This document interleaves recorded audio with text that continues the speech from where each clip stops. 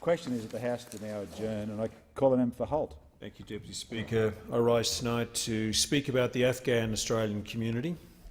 On Tuesday, the 22nd of August, I was delighted to attend the Afghan Independence Day celebrations at the Springvale Town Hall.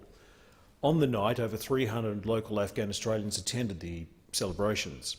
I wish to thank Dur Ashna, President of the Afghan Australian Philanthropic Association, for organising a wonderful event that had a great spirit of unity and purpose.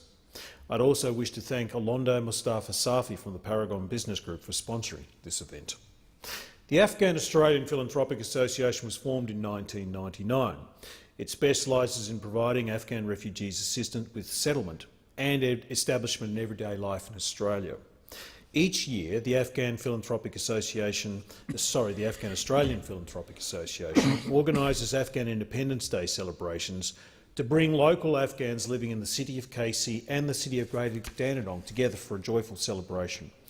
Afghan Independence Day is celebrated in Afghanistan on the 19th of August to commemorate the Anglo-Afghan Treaty of 1919.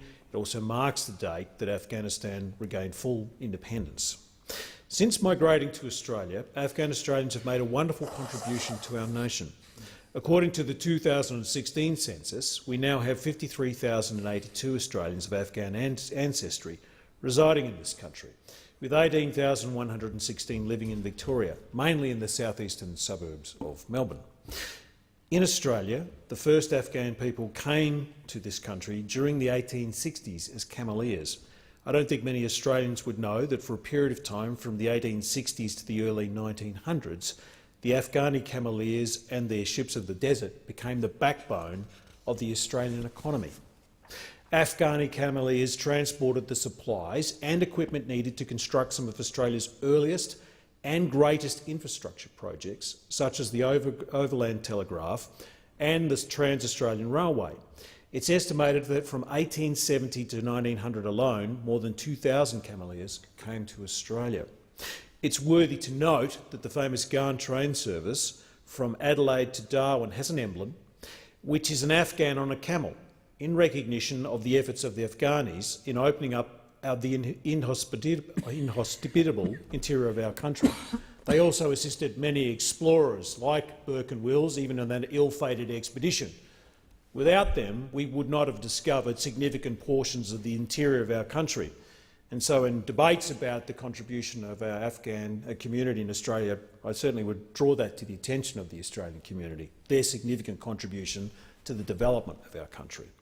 The second group of Afghani immigrants arrived in Australia following the 1979 invasion of Afghanistan by the Soviet Union, which increased the Afghan-born population to about 1,000 people during the early 1990s. A severe drought in 2000, as well as ongoing war in Afghanistan that has continued, led to a new influx of Afghan refugees and migrants fleeing persecution who now call Australia home.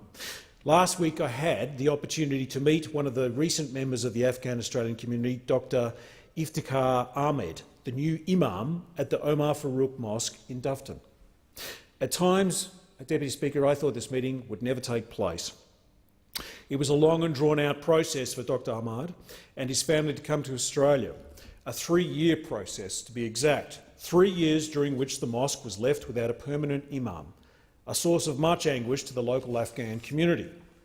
At this point, I would like to acknowledge the assistance of the Immigration Minister, Minister Dutton, and his staff with regard to this matter, specifically their assistance in providing updates, where possible and appropriate, on the progression of Dr Ahmad's visa application. It's no surprise, therefore, that Dr Ahmad's arrival has been met with much excitement and enthusiasm from the community, as well as a healthy level of expectation. Dr Ahmad has big shoes to fill. The former Imam, the late Nurullah Nuri, who I've spoken about previously in this place, was a highly respected, in fact revered and esteemed leader whose lasting legacy of compassion and support for the community is still prominent in memories of all who knew him. In meeting Dr Ahmad, I'm confident that we have someone that can follow in Mr Nuri's substantial footsteps. Dr Ahmad is eminently qualified for his position. He holds 2 master's degrees as well as a PhD in Islamic studies. He speaks 5 languages, qualifications and skills that will stand him in good stead when he engages with the community. Deputy Speaker, the Afghan community has made, as I've just outlined, a great contribution to our country and will continue to do so in the future. The question is